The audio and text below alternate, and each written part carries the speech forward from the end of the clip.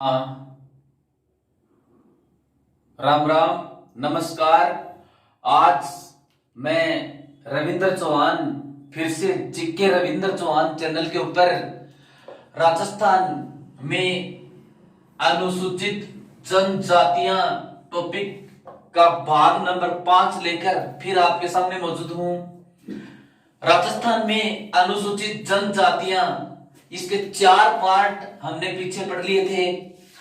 उन 4 पार्टों में Bhil, Meena, gratia, Syria, ये 2-4 और जनजाति पूरी डिटेल से लेकर के छोटी से बड़ी तक की कंपटीशन परीक्षाओं तक का उनका मैटर पढ़ा। जो जो प्रश्न कंपटीशन में पूछे गए थे वो भी सारे आ गए थे। यानी कोई भी प्रश्न किसी भी सूरत में कंपटीशन में इससे बाहर जा ही नहीं सकता। आज अपना कथोड़ी और सासी जनजाति, ये इसके अंदर इन 2 जनजातियों का गहन रूप से अध्ययन किया जाएगा। इनके कंपटीशन में जो प्रश्न पूछे गए हैं वो भी आपके सामने होंगे। छोटे से छोटा प्रश्न किस प्रकार का होता है, बड़े से बड़ा पेपर में प्रश्न किस तरह से होता है। सबसे पहले देखते हैं ये कथोड़ी जनजाति। कथोड़ी जनजाति, पहला क्वेश्चन तो ये कि इसका कथोड़ी क्यों नाम पड़ा। कोई न कोई रीजन होता है, क्योंकि ये कत्था तैयार करती, कत्था, और कत्था जिस वृक्ष की छाल से तैयार करती है वो उसका नाम है खैर। तो खैर वृक्ष की छाल से कत्था तैयार करती है। प्रश्न यहां पर यह बनता है, राजस्थान की कौन सी जनजाति और खैर वृक्ष की छाल से कत्था तैयार करती है, या कथोड़ी जनजाति किस वृक्ष की छाल से कत्था तैयार करती है। तो खैर वृक्ष की छाल से कत्था तैयार करती है। कत्था एक पदार्थ होता है जो ये काम में आता है, मुंह में जो डाला जाता है, उसके अंदर पान वगैरह होता है उसके अंदर डाला जाता है। दूसरा प्रश्न इसके ऊपर ये कि ये जनजाति अपने राजस्थान के अंदर कथोड़ी जनजाति सर्वाधिक कहां पर। तो सर्वाधिक ये जो जाडौल क्षेत्र है, जाडौल क्षेत्र, और ये जाडौल क्षेत्र है कहां पर, उदयपुर में। इसका दूसरा इंपॉर्टेंट प्रश्न सर्वाधिक, तो सर्वाधिक कहां पर, जाडौल क्षेत्र उदयपुर में। कथोड़ी जनजाति खैर वृक्ष की छाल से कत्था तैयार करती है, इसलिए कथोड़ी कहलाई। राजस्थान के अंदर सबसे ज्यादा कहां पर, जाडौल क्षेत्र उदयपुर में कथोड़ी जनजाति। फिर इसके बाद में इसके ऊपर और देखो क्या क्या प्रश्न बनते हैं। तेंदु एक पेड़ है,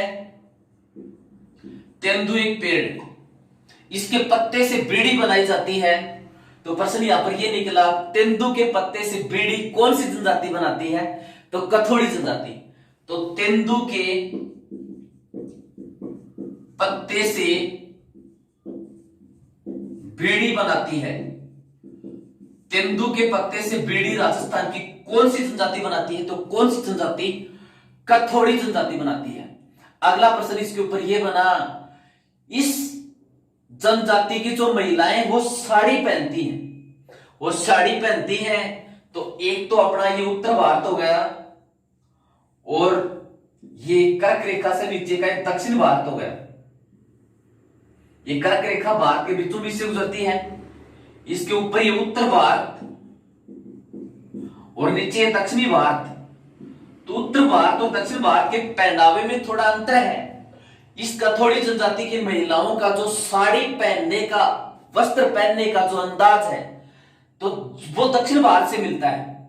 तो किस जनजाति की महिलाओं का पहनावा दक्षिण भारत के पहनावे से मिलता है।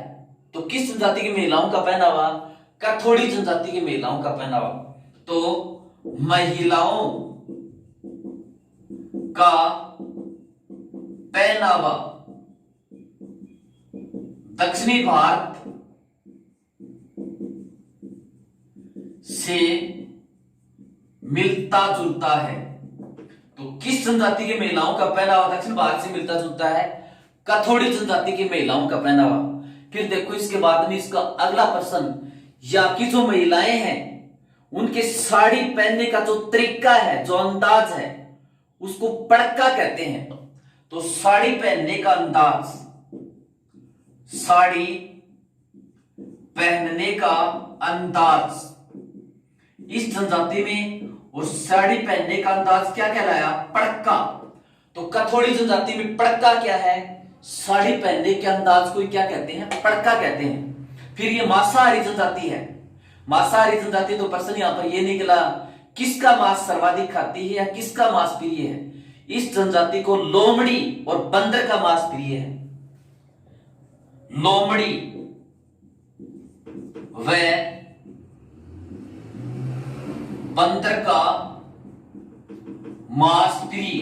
कथोड़ी जनजाति को किसका मांस प्रिय है? लोमड़ी व बंदर का मांस इस जनजाति को प्रिय है। ध्यान रहे यह राजस्थान की सर्वाधिक शराबी जनजाति है। सबसे ज्यादा शराब पीने वाली जनजाति कौन सी है? कथोड़ी जनजाति। इसकी एक विशेषता और भी होगी, महिलाएं और पुरुष दोनों साथ में शराब पीते हैं। किस जनजाति में? कथोड़ी जनजाति में। तो अगला प्रश्न इसके ऊपर यह नहीं बना, सर्वाधिक शराबी जनजाति। सर्वाधिक शराबी जनजाति महिला प्लस पुरुष। इसका मतलब ये हुआ महिला और पुरुष दोनों साथ मिलकर शराब पीते हैं। एक बार प्रश्न पूछा गया था, राजस्थान के तीरंदाजी कोच लिम्बाराम का संबंध किस जनजाति से है? तो उसका संबंध किस जनजाति से था? कथोड़ी जनजाति से। राजस्थान के तीरंदाजी कोच लिम्बाराम का संबंध किस जनजाति से है? तो उसका उत्तर था कथोड़ी जनजाति। राजस्थान के तीरंदाजी कोच लिम्बाराम का संबंध, तो लिम्बाराम का संबंध किस जनजाति से? कथोड़ी जनजाति से। यह प्रश्न पूछा गया था। तो कथोड़ी जनजाति फिर से देखते हैं एक बार, बहुत आसान है। जनजातियों में यही कि सर्वाधिक पाई का प्रजाति है। 2005 उसकी प्रथाएं होती हैं, ज्यादा कोई हार्ड इसमें बात ही नहीं। कथोड़ी जनजाति राजस्थान में सर्वाधिक जाडौल क्षेत्र उदयपुर में खैर वृक्ष की छाल से कत्था कौन सी जनजाति तैयार करती है? कथोड़ी। तेंदु पत्ते से बीड़ी कौन सी जनजाति बनाती है? कथोड़ी जनजाति। इस जनजाति के महिलाओं का पहनावा दक्षिण भारत से मिलता जुलता है। तो राजस्थान की किस जनजाति की महिलाओं का पहनावा दक्षिण भारत से मिलता जुलता है? कथोड़ी जनजाति की महिलाओं का। इसकी महिलाओं का साड़ी पहनने का जो अंदाज है वो क्या कहलाता? पड़का। लोमड़ी व बंदर का मांस इसको सर्वाधिक प्रिय है। सर्वाधिक शराबी जनजाति ये भी कथोड़ी जनजाति। महिला और पुरुष दोनों साथ में शराब पीते हैं। राजस्थान के तीरंदाजी कोच लिम्बाराम का संबंध किस जनजाति से है? कथोड़ी जनजाति से है। ठीक है, अब देखो इसके बाद में राजस्थान की अगली जनजाति बात करते हैं, सांसी जनजाति।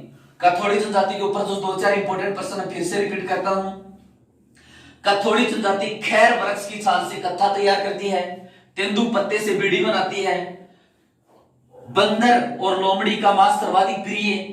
राजस्थान की सर्वाधिक शराबी जनजाति जिसे महिला और पुरुष साथ में शराब पीते हैं, कथोड़ी जनजाति। अगली जनजाति सांसी जनजाति। अगली जनजाति सांसी जनजाति। सांसी ये भी एक जनजाति है। सांसी जनजाति, इसका पहला क्वेश्चन देखो।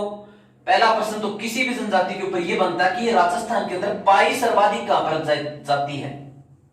तो ये राजस्थान में सर्वाधिक भरतपुर में पाई जाती है सांसी जनजाति।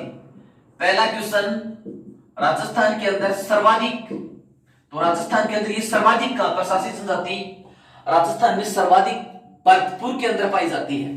अब इसके 2 वर्ग हैं। सांसी जनजाति के कितने वर्ग? 2 वर्ग।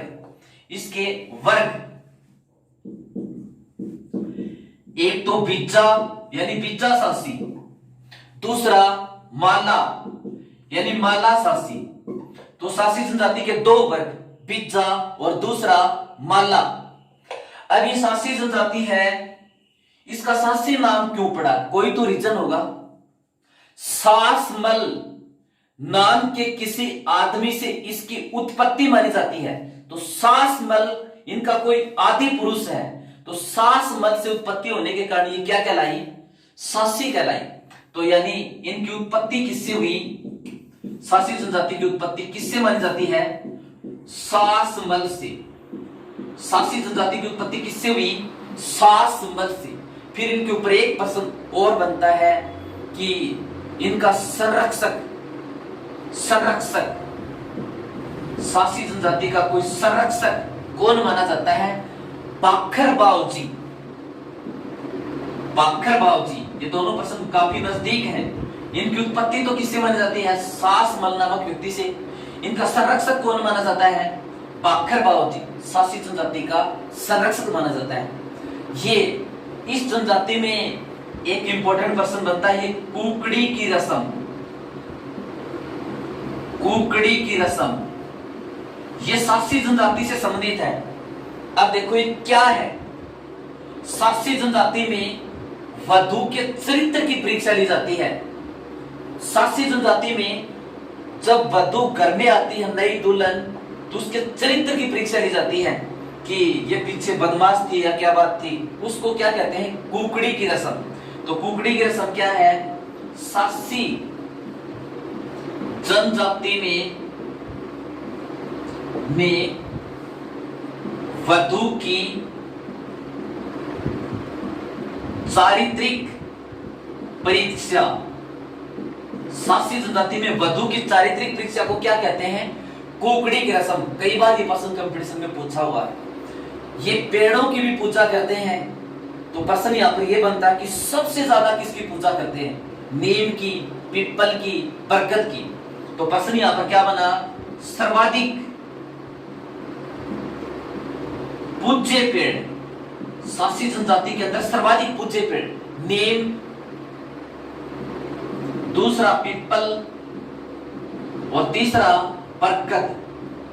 नीम, पीपल और तीसरा बरगद, सर्वाधिक पूज्य पेड़ नीम, पीपल और बरगद। और इस जनजाति की एक बड़ी विचित्र सी परंपरा है।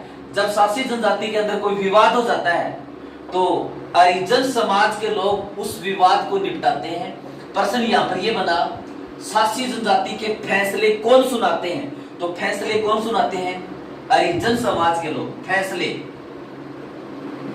फैसले कौन करते हैं?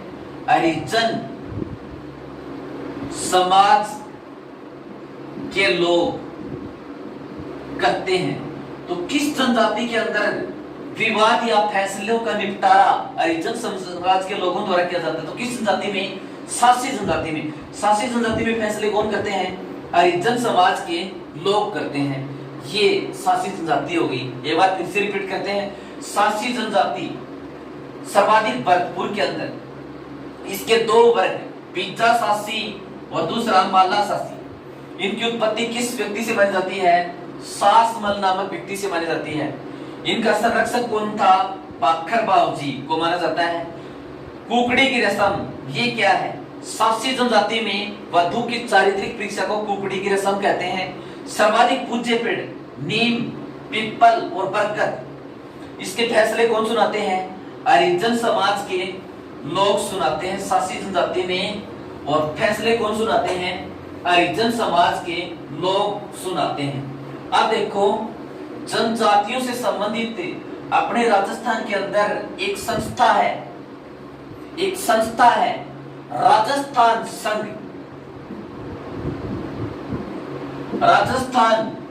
संघ। इसकी स्थापना हुई थी 1976 में। अब इसके ऊपर 3-4 प्रश्न बनेंगे। राजस्थान संघ, इसकी स्थापना कब हुई थी? 1976 में। इसका मुख्यालय ये है उदयपुर में। राजस्थान संघ जिसकी स्थापना 1976 में हुई थी, इसका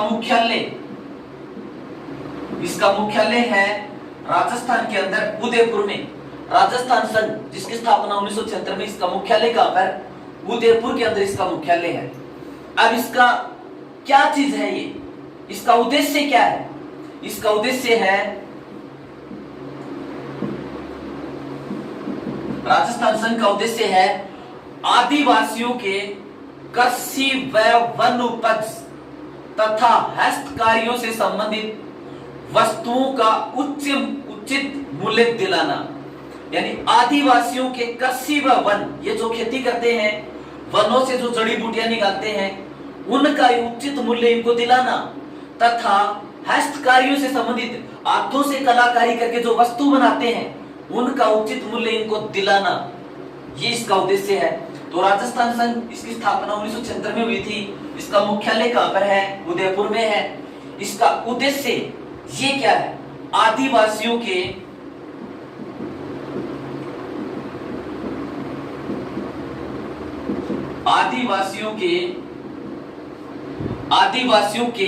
कृषि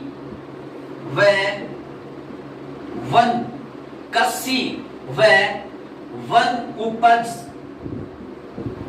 तथा हस्तकार्यों से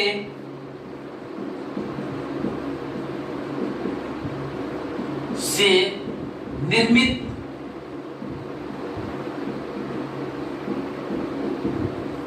वस्तुओं का उचित